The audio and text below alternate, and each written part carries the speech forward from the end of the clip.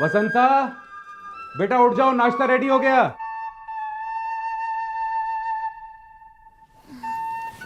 पापा आप खा लो, मैं बाद में खा लूंगी।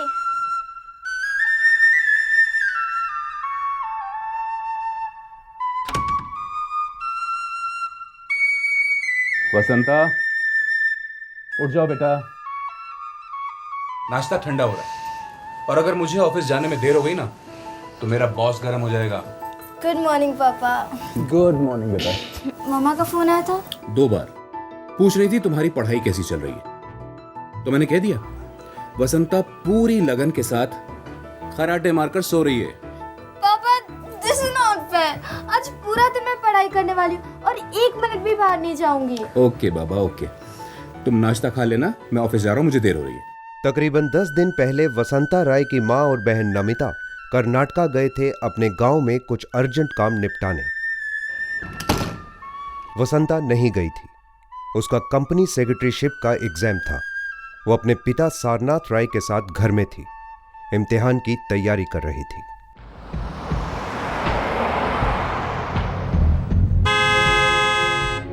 राय परिवार की बिल्डिंग में काफी भारी तोड़फोड़ और मरम्मत का काम चल रहा था।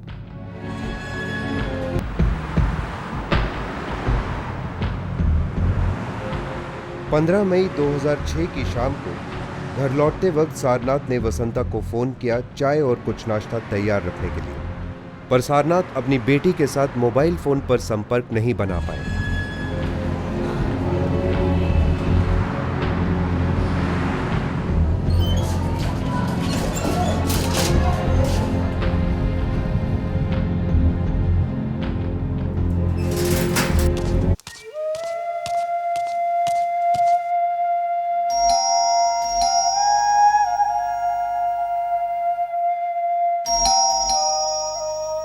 सारनाथ को कुछ खटका, वसंता दरवाजा क्यों नहीं खोल रही थी।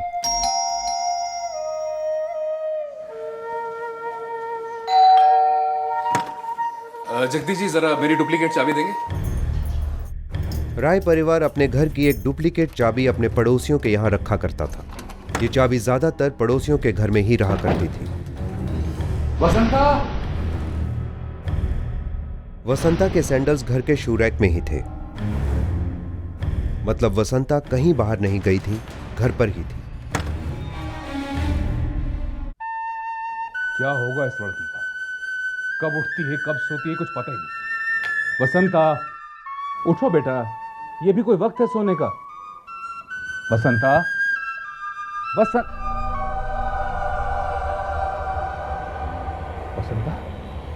वसंता। ने वसंता और नमिता का बचपन से इलाज किया था। I'm sorry. Vasanta is no more.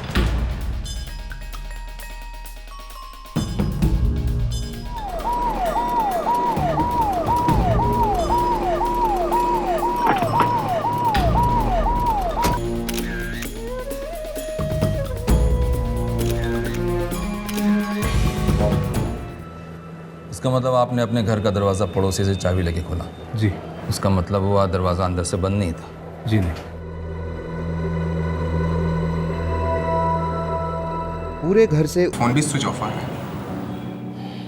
Vasanta कभी अपना फोन स्विच ऑफ नहीं रखती थी।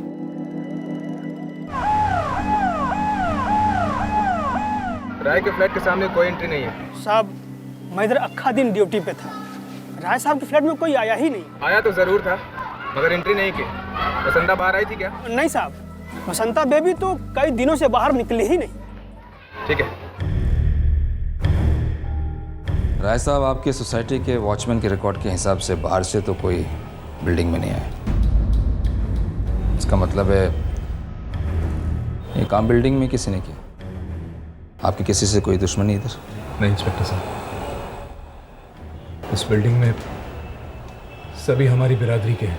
इस बिल्डिंग में आपको छोड़ के और किसको मालूम था कि आप अपना फ्लैट का चाबी अपने पड़ोस के पास रखते? सिर्फ हमारे पड़ोसी जानते थे और ये तो हमारे रिश्तेदारों से भी बढ़कर है। मुझे आपके पड़ोसियों का फिंगरप्रिंट लेना होगा। क्या? जी, और आपका भी। ये क्या कह रहे हैं आप? प्लीज़ मिस्टर राय, प्लीज़, आप प्लीज़ बुरा मत मानिए। देखिए मिस्टर राय, आपकी बिल्डिंग के बाहर से कोई नहीं आया और आपके फ्लैट का दरवाज़ा तोड़कर भी नहीं आया अंदर कोई। चांसेस है कि आपकी बेटी उसे जानती हो। बाहर का कोई नहीं है, हो सकता है इस बिल्डिंग का हो। जी सर। वसंता का फ़ोन रिकॉर्ड निकलवाओ। Okay sir. की वजह से बदन में खून नहीं रहा। रेप? रेप करने की कोशिश की गई लेकिन हुआ नहीं। मुझे ये मुजरिम बड़ा विकृत किस्म का लगा। मतलब ये कि रेप करने की कोशिश से पहले ही लड़की की मौत हो चुकी है। मौत कितने बजे? करीबन 11-12 के बीच में। मिस्टर राय अपने ऑफिस के लिए 9 बजे निकले और उसके 2 घंटे के बाद यानी 11 बजे वसंता पे हमला किया गया।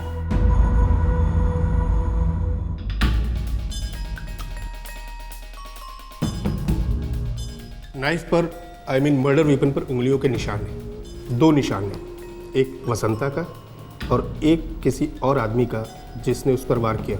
और दरवाजे की चिटकनी पे जो निशान मिले हैं वो? बहुत मुश्किल है। दरवाजे की चिटखनी पर कई उंगलियों के निशान हैं, सब आपस में मिल गए हैं। पड़ोसियों के जो फिंगरप्रिंट्स लिए थे वो घर में लिए हुए फिंगरप्रिंट्स और मर्डर वेपन के फिंगरप्रिंट्स से मैच करते हैं?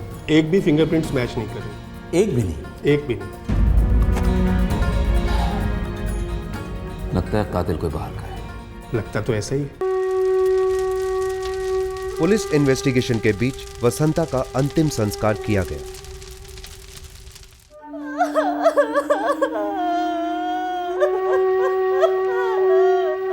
वसंता राय की मां और छोटी बहन नमिता इस हादसे के दौरान अपने गांव में थे।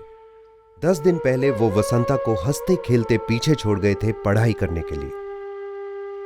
अब वसंता हमेशा के लिए छूट गई थी उनसे।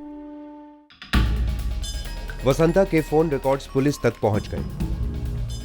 सर, वसंता के मोबाइल से आखिरी कॉल 12:45 पे किया गया था। फॉरेंसिक रिपोर्ट के हिसाब से वसंता की मौत 11 से 12 के बीच में हुई है। सर, हो सकता है कातिल ने कोई नंबर घुमाया हो। मालूम करो कौन सा नंबर था। Okay sir.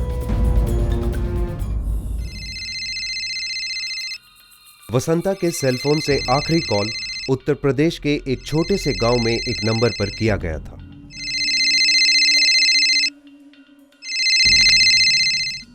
हेलो, कौन बोल रहा है? देखिए साहब, फोन आपने किया है तो आप बोले कि आप कौन बोल रहे हैं? मुंबई पुलिस। साहब हम मिश्रा। बोलिए, आपने कैसे फोन किया हमका? अपना गांव का पता बोल फटाफट। अकुरी गांव, जिला मिर्जापुर, उत्तर प्रदेश। 15 मई को दहिसर मुंबई से एक फोन आया था। देखिए साहब, अब हम ऐसे कैसे बता दें? अब क्या है कि साहब इस गांव में हम इकलौते ही हैं जिसके पास ये मोबाइल है। और क्या है साहब कि दिल्ली, बम्बई, कलकत्ता जहां भी हमारे गांव के लड़के हैं वो सब हम ही को परेशान करते हैं अपने घर वालों से बतियाने के लिए। याद करो मिश्रा जी, 15 मई को 12:45 पे एक फोन आया था। मुंबई पुलिस का मामला है। लेकिन मैं ऐसे कैसे बताऊं साहब? हाँ, लेकिन साहब हमारे गांव के जितने भी लड़के बम्बई में काम करते हैं वो सब मजदूरी का काम करते हैं साहब। किस किस्म की मजदूरी? अरे वही साहब जो बिल्डिंग बनाने के काम में, मिस्त्री कह लो, कड़िया कह लो, बढ़ई कह लो।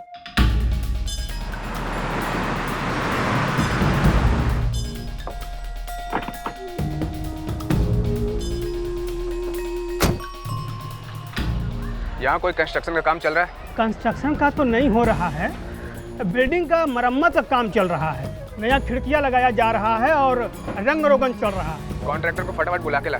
जा। जी साहब, अभी लेके आया। कामगार लोगों को किधर से बुलाता है तुम? अब सब कुछ तो मेरे साथ बंदे हैं, बाकी मैं स्टेशन के बाहर से उठाता हूँ। मतलब रोज नए नए लोग आते हैं? नहीं साहब, एक बार टीम बन गई तो वही लोग काम पे आते हैं। कोई रिकॉर्ड है? कौन कितने बजे आता है, कौन कितने बजे जाता है ना साहब, बिल्कुल। इसमें सब कुछ है साहब, मजदूरी के हिसाब से, घंटे के हिसाब से सब रिकॉर्ड है। 15 मई को यानी परसों जितने मजदूर थे तुम्हारे पास सब सामने चाहिए। सब मजदूरों के फिंगरप्रिंट्स लिए गए जो उस दिन बिल्डिंग में काम कर रहे थे। सर, 15 मई की लिस्ट में से 4 मजदूर मौजूद नहीं है सर। नाम क्या है? सर, देव कुमार, चंडीराम, बांके यादव और दुर्गा प्रसाद। किधर ये लोग आए नहीं साहब। इसका आता पता कुछ फोन नंबर मालूम है? नहीं, फ़ोन तो नहीं, लेकिन ये मीरा रोड में एक चौल में रहते हैं सारे मिलके। पुलिस ने तुरंत मीरा रोड की चौल में छापा मारा।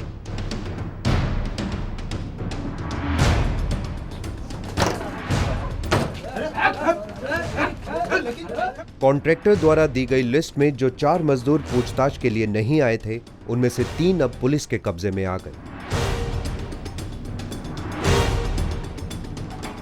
देव कुमार, चंडीराम और दुर्गा प्रसाद, इन तीनों के भी उंगलियों के निशान लिए गए। सर, इनमें से एक बाकी यादव नहीं मिला। ये जानते हैं बाकी यादव को? हाँ सर, ये सब एक ही खोली में रहते हैं। इनका कहना है कि 15 मई से बाकी यादव गायब है। 15 मई से? जी सर। ये सारे उसी गांव के हैं जिस गांव में वसंता के फोन से कॉल किया गया था? जी सर, आकुरी गांव, जिला मिर्जापुर, उत्तर प्रदेश। कातिल की उंगलियों के निशान इन मजदूरों के फिंगरप्रिंट से मैच नहीं करते। इसका मतलब है हमारा मुख्य आरोपी बाकी यादव है। सर, वो मुंबई से फरार हो गया होगा। यूपी जाने की तैयारी करो। उसी दिन मुंबई पुलिस की 3 लोगों की टीम मिर्जापुर यूपी के लिए रवाना हुई। उनकी मंजिल थी आकुरी गांव, जो बांके यादव का गांव था।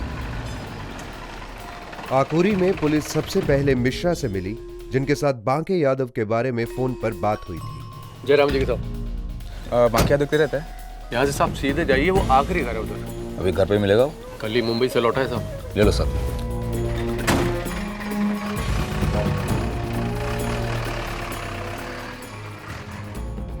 एक काम करो, कदम तुम साथ में जाओ। क्या ना कंस्ट्रक्शन कंपनी से आए, अच्छे कारीगर ढूंढो। Okay sir. जाओ। अलर्ट।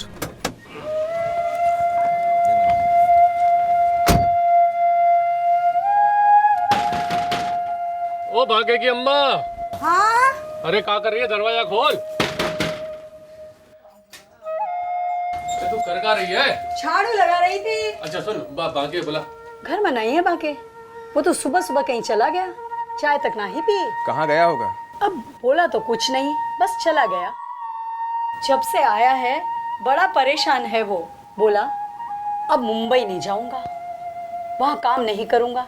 अब बेटा काम नहीं करेगा तो खाएगा क्या? अरे नहीं नहीं अम्मा जी, आपका बेटा बहुत अच्छा कारीगर है, उसे तो हम वापस लिवाने आए हैं। हाँ? हाँ, उसके बिना तो मुंबई में काम ही नहीं चलेगा। कहाँ होगा बता दो, अंदाजन कहीं इधर उधर। बेटा गांव तो छोटा सा है, पर अंदाज काहेगा, होगा इधर ही किधर भटक रहा होगा। सर वो घर पे नहीं है। घर है उसका, वापस आएगा, जाएगा कहाँ? साहब एक बात बोलूं, अगर बाके ने कुछ गलत किया है तो हमारी पंचायत उसके कान खींच सकती है, आपके सामने पेश कर सकती है साहब। मिश्रा जी, आप एक काम करना। जी सर। उस पर निगाह रखो। आप जैसे ही आपको नजर आए मुझे यह कदम को इन्फॉर्म करो। हम हाईवे पे एक लॉज में रुके हुए। जी साहब, मैं अभी से उसकी खोज में लग जाता हूँ। साहब जी, गांव वालों ने पंचायत बुलाई है, बाके और उसकी माँ को भी बुलाया है, आप जल्दी आ जाइए। सुनो मिश्रा, किसी को ये बात नहीं बताना, किसी भी गांव वाले को, नहीं तो उसको भनक पड़ गई अगर तो वहां से निकल जाएगा, ठीक है? समझ गया साहब, बिल्कुल समझ गया। चलो।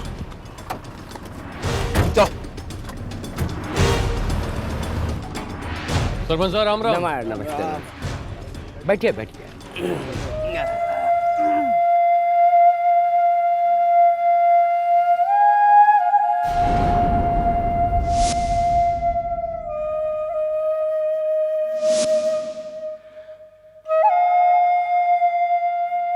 और बाके कैसी रही बम्बई, और ये अचानक वापस कैसे आना हुआ? सरपंच साहब बात मत छेड़िएगा, नहीं तो वो समझ जाएगा। हमरे आने जाने से पंचायत को क्या तकलीफ है? हम जो मर्जी करें, किसी के खाते तो नहीं है हम। वैसी बात नहीं है बेटवा। अरे तुम्हारे साथ तो दर्जनों लड़के हैं बम्बई में, तो थोड़ा अब ये वक्त तुम लौट आए तो इसलिए थोड़े से परेशान हो गए सब। सब बढ़िया है शर्मा काका, सबने प्रणाम सलाम भेजा आपको। हाँ राम राम। हम थोड़े ऊब गए थे, सोचा गाँव आए। बढ़िया। थोड़ी देर में चले जाएंगे वापस। हाँ क्यों नहीं। तो बताइए।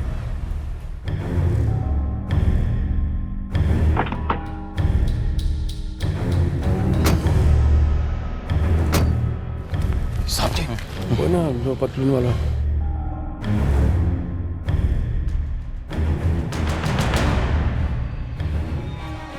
बाके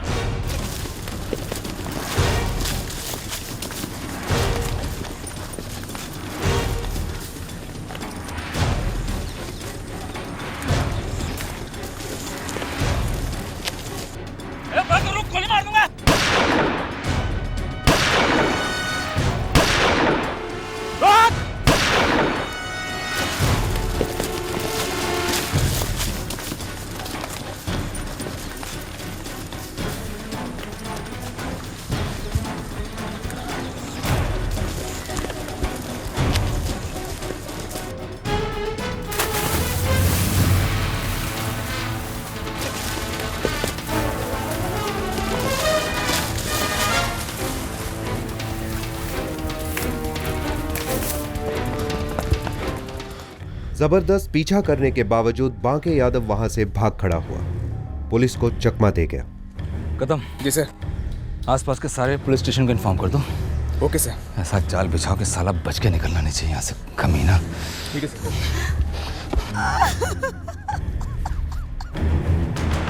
जल्द ही मिश्रा ने बांके के पते की खबर पुलिस तक पहुंचाई।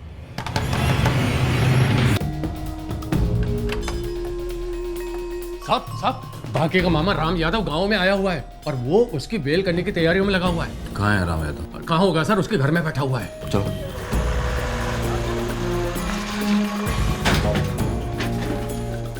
किधर है तुम्हारा भाई राम यादव? पता नहीं कहाँ गया। तुम समझने की कोशिश क्यों नहीं करती हो? तुम्हारे बेटे बांके यादव ने एक लड़की की इज्जत लूटने की कोशिश की है और उसका मर्डर किया है। समझ में आया? पता नहीं कहाँ है बाके, पर मेरा भाई जरूर उसे मदद कर रहा है। अभी 15 मिनट पहले वो बस पकड़ने गया है।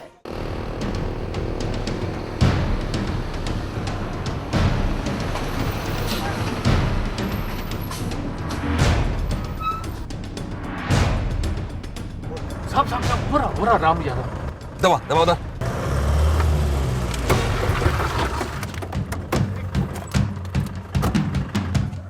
राम यादव बांके कहाँ है? कौन बांके? बांके कहाँ है?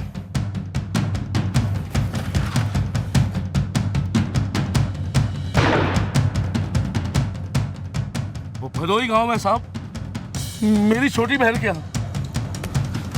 अगर वो वहां नहीं मिला ना तो तेरी लाश भी नहीं मिलेगी राम यादव, समझ?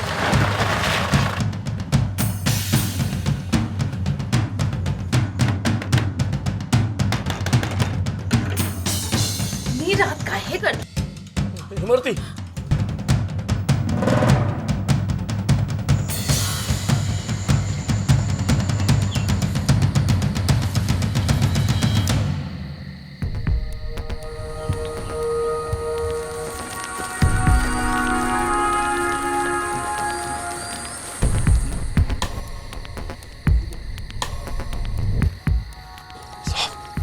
बाकी ससुरा ने जानबूझकर सीढ़ियां हटा दी ताकि कोई ऊपर तक ना पहुंच सके। मुझे इन तक पहुंचने के लिए सीढ़ी की जरूरत नहीं होती मिश्रा जी।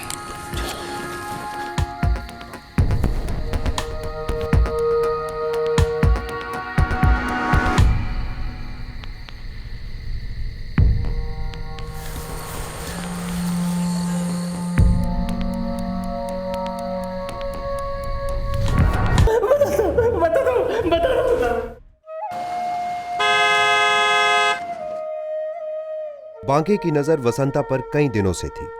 उसने देखा था कि वसंता की मां और बहन बाहर गांव के लिए निकले थे। उसने देखा था कि सारनाथ राय के दफ्तर जाने के बाद वसंता घर पर अकेली होती थी।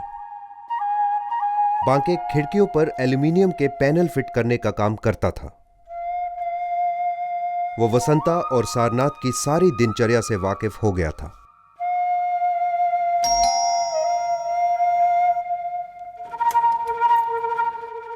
मैडम मैं यहाँ खिड़की का काम कर रहा हूँ। पता है क्या काम है?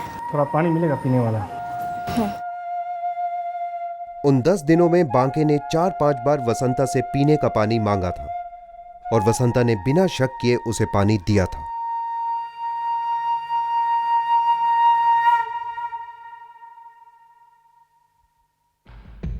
पंद्रह मई को भी बांके राय परिवार के फ्लैट पर पहुंचा और बेल बजाकर वसंता से पानी की मांग की।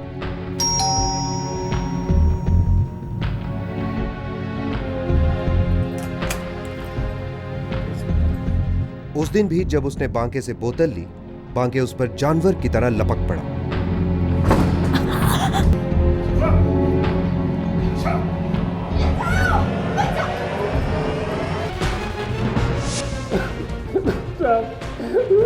मैं डर गया था।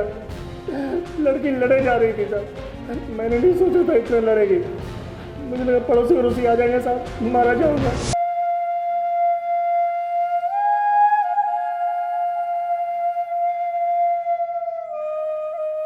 बांके ने वसंता का सेल फोन भी चुरा लिया।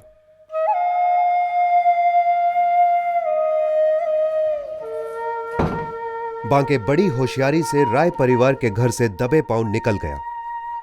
किसी ने उसे फ्लैट में ना जबरदस्ती घुसते देखा था और ना ही किसी ने उसे जुर्म करने के बाद फ्लैट से निकलते देखा था।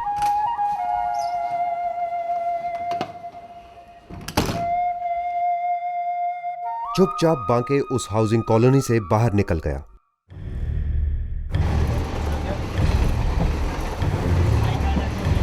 अरे भैया किसका फोन है? हेलो। हाँ मिश्रा जी प्रणाम। जी तो रे बेटा, कौन बोल रहा है? जी हम बाके बोल रहे हैं। अरे बाके, कैसा है तू?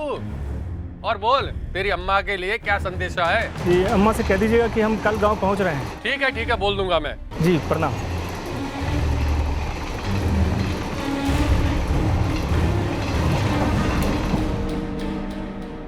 बांके के इकबाले जुर्म के अलावा मुंबई पुलिस के पास बांके के खिलाफ ठोस सबूत थे।